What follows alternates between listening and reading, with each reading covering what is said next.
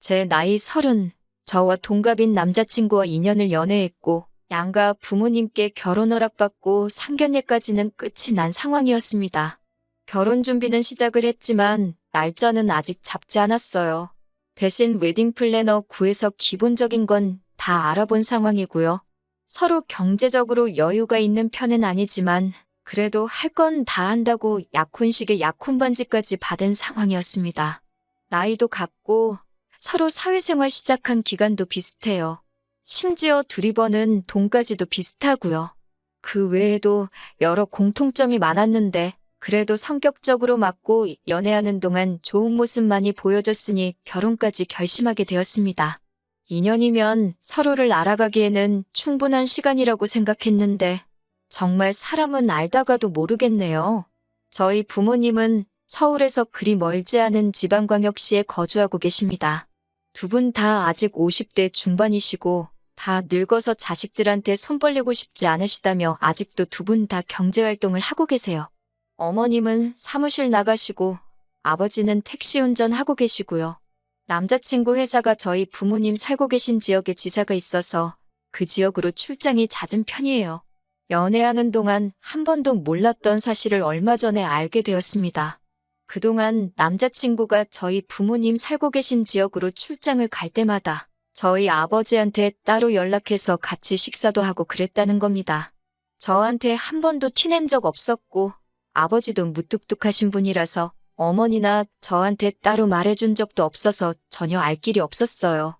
솔직히 남자친구가 동갑이라 조금 철부지 같아 보인다는 생각을 받았는데 이런 의외의 사실에 적잖이 감동했어요. 그게 쉬운 일은 아니잖아요? 며느리가 시댁에 먼저 연락하고 안부 전화 드리고 하는 건 많지만 사위가 처가에 먼저 연락하고 시키지도 않았는데 장인어른만 따로 불러내 식사하고 그러는 경우는 드물잖아요. 저도 예비시모 불편해서 먼저 연락하거나 한 적 없는데 남자친구의 그런 의외의 속 깊은 면에 적잖이 감동하게 되었습니다. 아버지랑 친하신 택시 하시는 분이 놀러와서 저희 집 사위 잘 본 것 같다고 자랑처럼 늘어놓으시면서 이 사실을 저를 포함해서 어머니도 알게 되었어요. 비록 남자친구가 샀다는 그 식사가 동네에 있는 허름한 기사식당이긴 했지만 출장 가서 일 보는 것도 정신없고 힘들 텐데 일부러 시간도 내고 신경 쓰고 있다는 사실 하나만 가지고도 충분히 감동할 만한 일이었죠. 백반 먹은 게 끝내 아쉽기는 했지만 그 상황도 이해가 갔습니다. 저희도 결혼 앞두고 한 푼이라도 더 모아보겠다고 돈을 엄청 아끼고 있는 상황이었거든요. 하루는 저희 어머니한테서 연락이 왔어요. 예비사위가 당신들한테 이렇게 잘하려고 노력하고 있는데 저도 예비시댁에 뭐라도 하나 하는 게 경우가 맞지 않겠냐고요. 어머니 말씀이 100번 맞는 말이었지요. 남자친구 속 깊다, 대단하다 말은 하고 있지만 저는 그 사실을 알게 된 후에도 여전히 예비시모인 어머님이 어려웠고 먼저 연락드리는 건 엄두도 못 내고 있었거든요. 막상 제가 개인적으로 어머님한테 연락을 드려서 같이 식사하자고 말을 하려니 도무지 입이 떨어지지가 않았어요. 남자친구는 잘하고 있는데 저는 왜 이 모양인가 싶을 정도였어요. 해도 도무지 어머님하고 같이 식사하고 싶다는 말이 나오지 않으니 남자친구를 만났을 때 저한테 대신 전해달라는 식으로 부탁을 하게 되었습니다. 남자친구는 갑자기 어머니랑 식사는 왜 하려고 하느냐며 놀라더라고요. 그래서 제가 남자친구가 출장 갈 때마다 아버지 만나 식사하고 연락드리고 하는 거 다 알고 있다고. 고마워서 보답을 하고 싶은데 도무지 내가 먼저 연락드리기는 어려우니 대신 좀 부탁한다고 말을 꺼냈지요. 그런데 남자친구는 다른 것보다 표정에 당황한 기색이 역력했어요.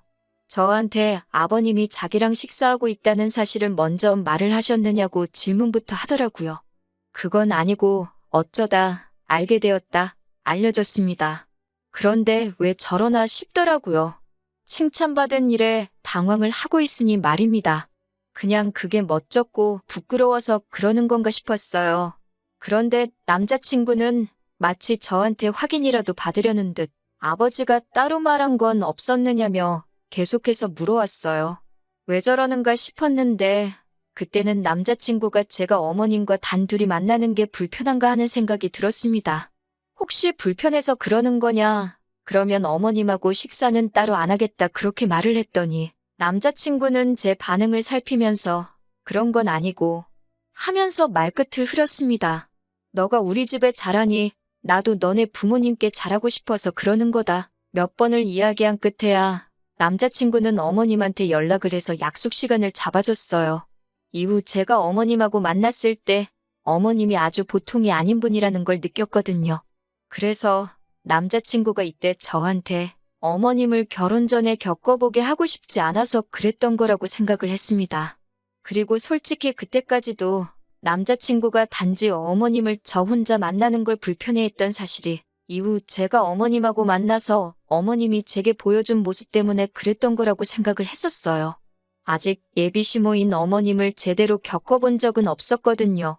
어머님하고 식사한 날에 이게 맞나 하는 생각까지 들 정도로 그 자리는 저한테 조금 충격적으로 다가왔습니다.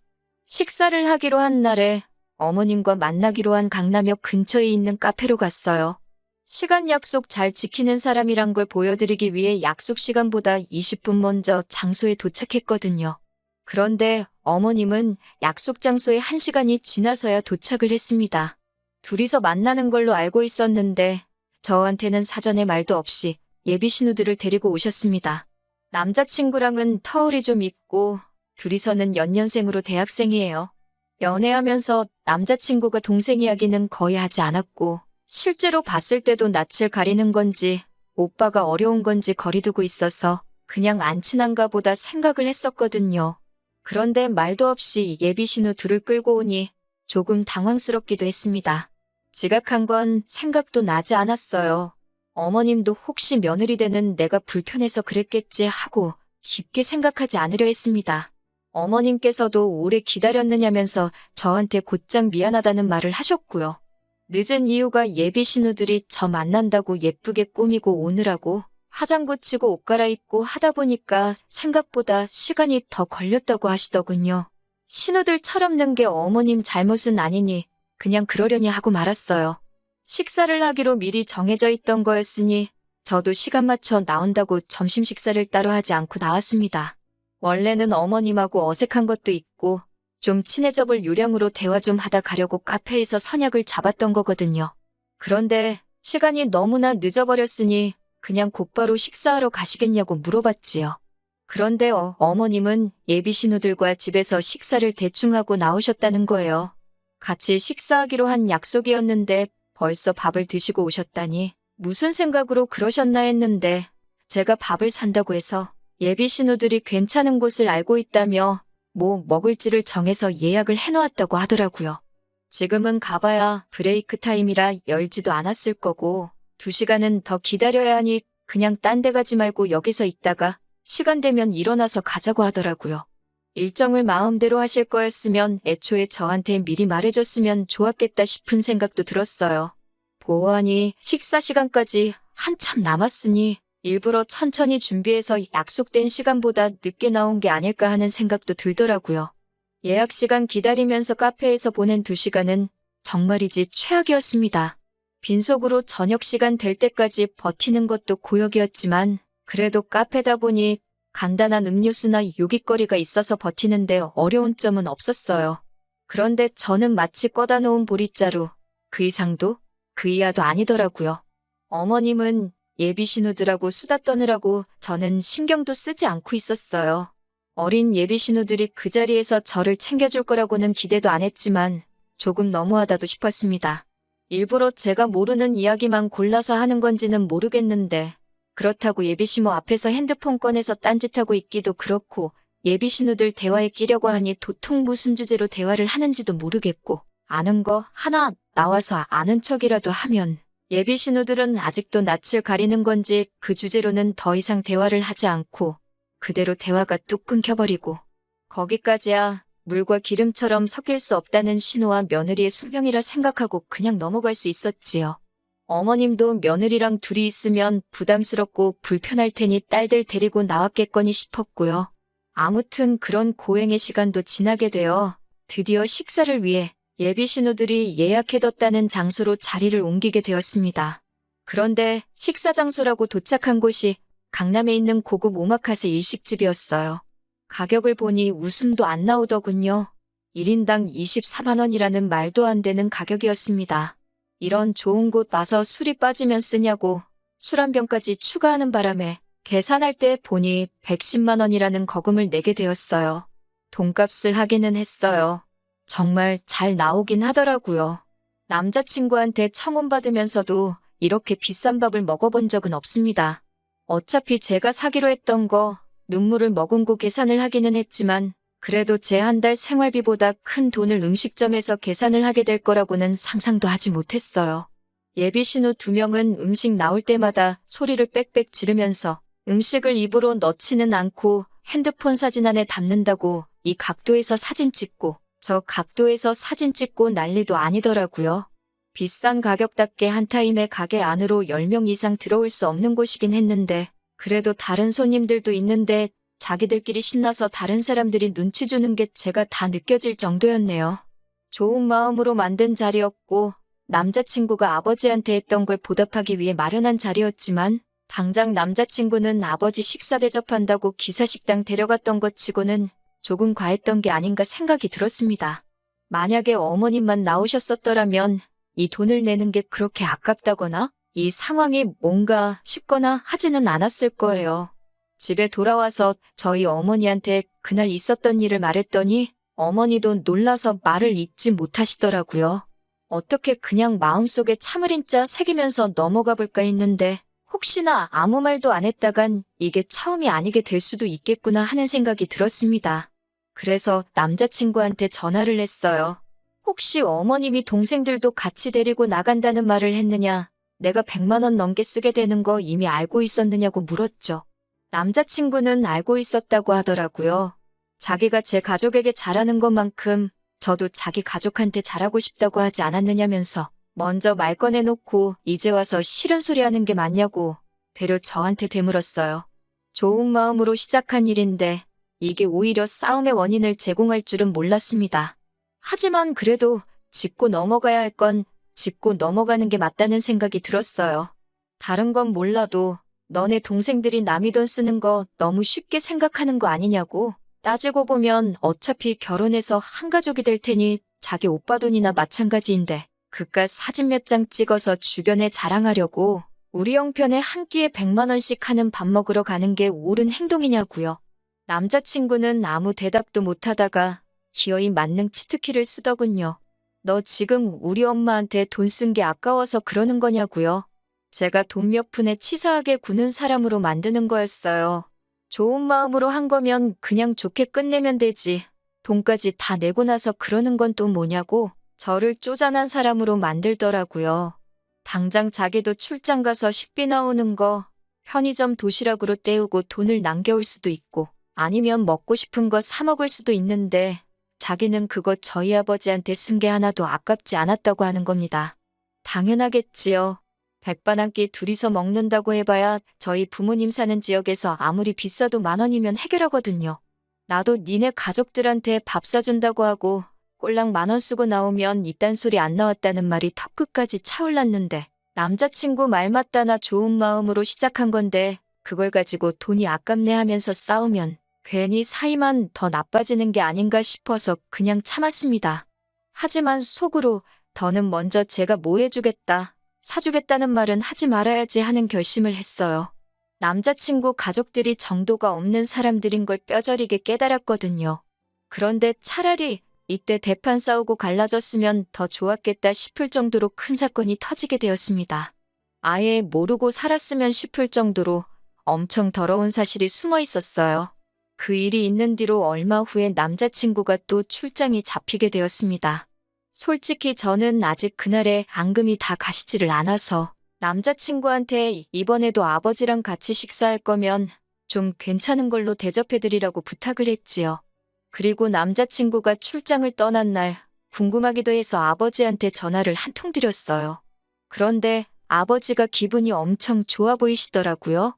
예비사위가 매운탕 사줬다면서 밥 잘 먹었다고 저한테 자랑을 하시더군요. 기분 좋아서 술도 한잔 하셨다고요. 평소에는 무뚝뚝하신데 낮술하시고 기분이 좋아서 신이 나 계시는데 좋은 거 사드리라는 게 고작 매운탕이라니 섭섭하기도 했지만 아버지가 저렇게 좋아하시니 그냥 좋게 생각하기로 했습니다. 아버지는 덕분에 예비사위랑 낮술도 하고 좋으시다며 신이 나셨고 그 와중에 사위 고생한다며 매운탕 얻어드시고는 용돈하라고 20만 원을 줬다고 하시는 거예요. 20만 원이면 아버지가 하루 종일 일하셔도 못 버는 돈인데 그래도 예비사위가 나이 젊은 것 치고 속이 참 깊은 사람이라며 딸 덕분에 아주 훌륭한 사위 본다고 동네방네 자랑해야겠다 좋아하시더라고요. 왠지 그 말을 듣는데 마음이 다 아팠어요. 그런데 그날 새벽에 낮에 그 통화가 거짓말처럼 느껴질 정도로 모든 게 다 뒤집어져 버렸습니다. 아버지가 분노 가득한 목소리로 전화가 왔어요.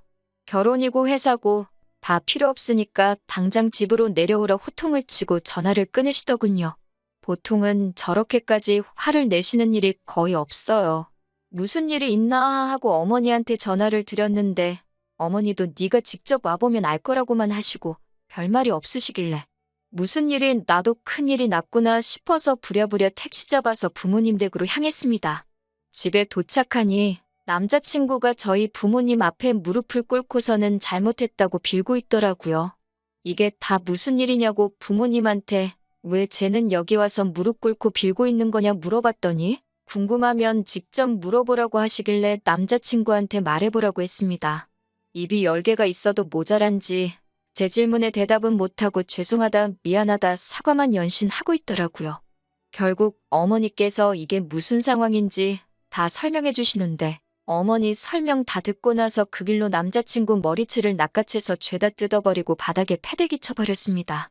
아버지가 그날 낮술도 하시고 남자친구 용돈하라고 큰 돈도 줬으니 낮에 일도 못하고 돈도 못 벌어서 평소에는 잘 안 하시는 야간 영업을 나가신 거예요. 그렇게 번화가에서 손님을 하나 태우게 되었답니다. 젊은 커플이 술에 징하게도 취해서 혀는 다 꼬부라져서 반말 찍찍 내뱉으며 근처에 있는 숙박업소로 가라고 했다더라고요. 그런데 목소리가 익숙하고 위화감이 느껴져서 룸밀러로 승객을 쳐다봤더니 다른 놈이 아니라 남자친구였던 겁니다. 옆에 앉은 여자는 옷 입은 꼬라지를 보아하니 술집에 나가는 여자였다고 하고요. 순식간에 상황 파악이 끝난 아버지가 여자한테는 몸성하고 싶으면 여기서 내리라고 한마디 하셨다고 해요. 여자는 술이 남자친구보다 덜 취했는지 아버지 말 듣자마자 쫄아가지고 차에서 주랭랑을 쳤다고 합니다. 남자친구는 옆에 탄 여자가 갑자기 도망쳐버리니 어디 가냐고 하면서 따라 내렸고요. 아버지도 그런 남자친구 쫓아가 바로 멱살을 잡았고 남자친구는 인사불성이 되어서 아버지도 못 알아보고 고래고래 소리를 지르다가 상황을 눈치채게 돼버린 거지요. 그 길로 아버지한테 멱살 잡혀서 끌려와 살려달라고 빌고 있는 상황이었어요. 그 와중에 더 믿을 수 없는 사실을 전해 듣게 되었네요. 그동안 남자친구가 아버지랑 점심 식사하면서 대놓고 용돈을 요구했다고 하는 겁니다. 결혼 준비하는데 돈을 아끼다 보니 저 맛있는 거 하나 제대로 못 사준다면서 아버지한테 용돈을 달라고 했대요.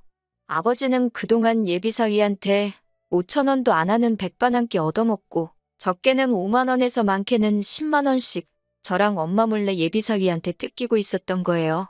남자친구는 아버지한테 받은 그 돈을 가지고 출장 끝나고 같이 출장 나온 직장 동료랑 해서 술집 가서 여자 부르고 유흥하는데 홀랑 탕진해버리고 그랬던 거고요. 모르긴 몰라도 그러는 와중에 지 돈도 홀랑 써버렸겠지요. 아버지는 그 와중에도 남자친구가 아버지한테 용돈 받은 거 체면 운운하면서 비밀로 좀 해달라고 했던 남자친구 부탁에 비밀 지켜주시며 끝까지 아무 말도 안 하고 계셨던 거였고 이렇게 뒤통수를 세게 맞았던 것이었죠. 생각해보니 남자친구도 자기가 출장 가서 예비장인이라고 같이 식사도 하고 평소 성격이면 그걸 가지고 저한테 생색을 내도 12번은 더 냈을 텐데 아무 말 없이 있었던 게 저렇게 찔리는 구석이 있었기 때문이었던 겁니다. 그러니까 처음에 제가 고맙다고 아버지한테 먼저 연락도 하고 같이 식사도 하는 것 참 속 깊은 사람이다 했을 때도 저한테 뭐라도 알아내려는 듯 꼬치꼬치 캐물은 게 제가 어디까지 알고 있나. 아버지한테 용돈 뜯어내고 있는 것도 알고 있나 떠보려고 그랬던 거라는 생각이 들더라고요. 다른 건 몰라도 결혼 약속한 상대방 두고 술집 다니면서 여자한테 돈 쓰고 그러는 놈하고 결혼하는 건 제가 머리에 총 맞은 것도 아니고 무슨 일이 있어도 용서해 줄 만한 상황이 아닌 거라는 건 누구보다 제가 제일 잘 알고 있었어요. 심지어 그 유흥비 또한 예비장인어른 얼마 벌지도 못하는 푼돈 뜯어서 다닌 거였으니 말 다 했지요. 그런데 무엇보다 지 가족만 소중한 이기적인지 엄마랑 개념도 없고 염치도 밥 말아먹은 저 자식 동생들에게 100만 원이나 써버린 저한테 내 가족한테 돈 쓰는 게 아깝냐고 따져묻던 개꼬라지가 생각이 나서 참을 수가 없더라고요. 여태껏 아버지한테 받아간 돈부터 포함해서 네 여동생들인 나한테 빌부터 뜯어먹은 돈까지 다 뱉어내라고 했습니다. 결혼은 당연히 물 건너갔다고 말했고요. 그나마 네 엄마가 먹은 건 우리 아버지 여태 백반값 계산해준 게 기특해서 그걸로 봐주겠다고 했죠. 뭐 그 돈이라고 해서 다 합쳐봐야 200만 원도 안 되는 푼돈이겠지만 머리채 몇 번 쥐어뜯은 걸로 끝내기에는 평생 두고두고 후회할 것 같은 생각이 들어서 어떻게든 돈이라도 받아내려고 했던 거예요. 그런데 남자친구는 이미 자포자기를 한 건지 어차피 결혼은 물 건너갔구나 그렇게 생각을 한 건지 헤어지면 헤어지는 거지 뭘 돈까지 내놓으라고 그러냐고 배째라고 그러더군요. 차라리 자기를 기분 풀릴 때까지 때리라는 겁니다. 몇 대 때리는 걸로 기분이 나아지겠나요? 아버지가 어디 한번 맞아보라고 어디서 골프채를 들고 나오셨는데 그런 걸로 사람 때렸다간 죽겠다 싶어서 어머니랑 아버지 말린다고 아주 혼났습니다. 그렇게 파혼을 하게 되었네요. 남자가 사회생활 하다 보면 그런 일 할 수도 있다고 무마해주기엔 사건이 사건이다 보니 뭐 더 생각할 것도 없다 싶어서 파혼을 했지요. 더 연락도 하기 싫어서 돈 받아내는 것도 생각도 안 하고 있었습니다. 그런데 저희 아버지 앞으로 고소장이 날라왔더군요. 남자친구였어요. 저희 아버지를 폭행으로 고소한다고. 한번 진흙탕 싸움으로 가자고 끝까지 구질구질하게 나오더라고요. 잘못은 남자친구가 하긴 했지만 저도 머리채 쥐어뜯어 놓은 것도 있고 아버지가 화를 못 참아서 몸싸움이 있던 것도 사실이니까요. 그렇다고 당하고만은 있을 수가 없어서 변호사 선임하려고 찾아갔는데 변호사님이 정황을 듣더니 결혼을 전제로 약혼식까지 다 올린 상황에 남자친구가 저희 가족들을 기망한 거나 마찬가지니 그걸 가지고 고소를 할 수 있다는 소식을 전해주더군요. 그러던 와중에 남자친구가 기분 풀릴 때까지 때리라고 했던 그 발언이 저희 어머니께서 저 도착하고부터 혹시나 남자친구가 정신이 횟가닥 나가서 뭔 짓을 할지 모르니 어머니께서 그 상황을 핸드폰으로 다 녹음을 하고 있었다고 해요. 고소장을 뒤집어 버릴 수 있는 결정적인 증거까지 있는 상황이었으니 결국에는 남자친구가 아버지께 받아간 돈부터 예비 신우들 허세 부린다고 비싼 밥 먹은 그 돈까지 받아낼 생각도 없었는데 그걸 포함해서 위자료까지 뜯어내게 되었네요. 아버지 상해죄로 고소한 것 또한 허위사실을 증명해서 무죄가 되었고 남자친구 괘씸죄로다가 무고죄로 역고소를 할까도 생각해봤는데 변호사님이 하는 말이 긴 싸움이 될 수도 있고 원하는 결과가 나오지 않을 수도 있다고 하시기에 합의금으로 돈 더 뜯어내고 사건은 그냥 넘어갔습니다. 그 과정에서 남자친구는 그나마 다니던 직장에서 잘리게 되었으니 이 정도면 충분했다는 생각도 들었어요. 정말 사람이라는 건 겪어보기 전까지는 어떤 사람인지 알 방법이 없네요. 하지만 결혼을 준비하는 과정에서 이 사람의 본질을 알게 된 게 천만 다행이라고 생각합니다.